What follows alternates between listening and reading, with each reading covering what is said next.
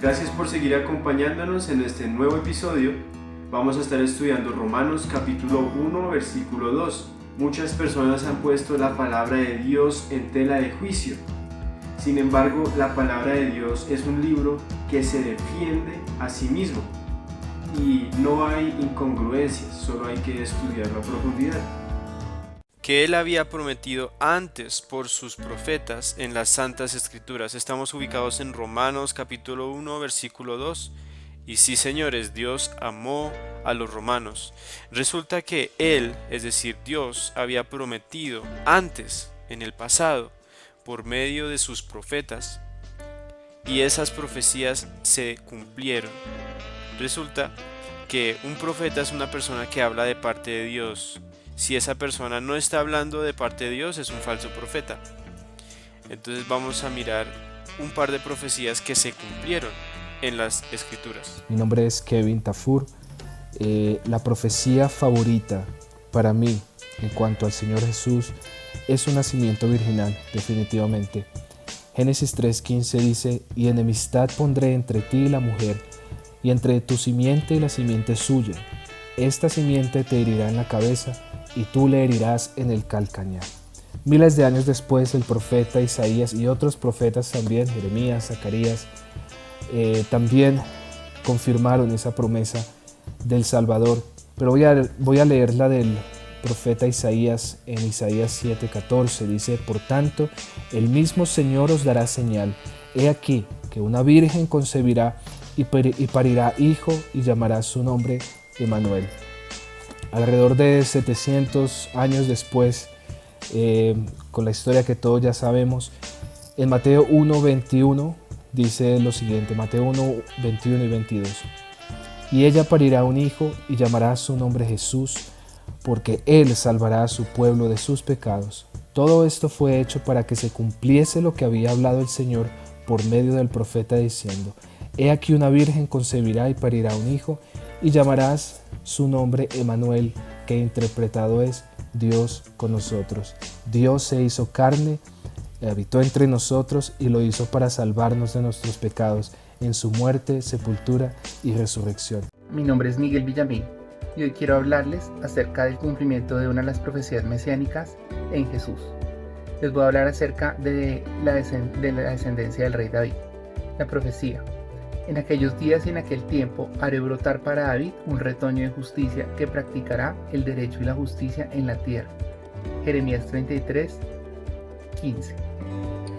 El cumplimiento: libro de la genealogía de Jesús, hijo de David, hijo de Abraham, Mateo 1:1.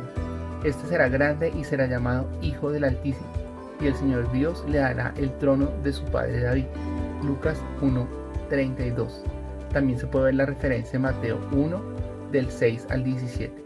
Hablando de las profecías que más me han impresionado, una de ellas está en Zacarías 11 al 12, donde se nos dice que Jesús sería vendido por 30 monedas de plata.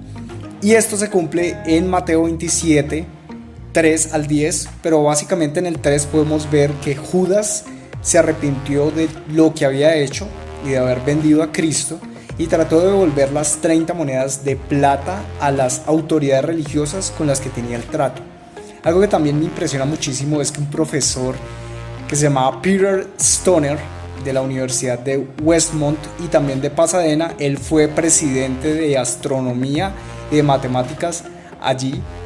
Él trató de calcular cuál era la probabilidad de que una persona pudiera cumplir 8 profecías.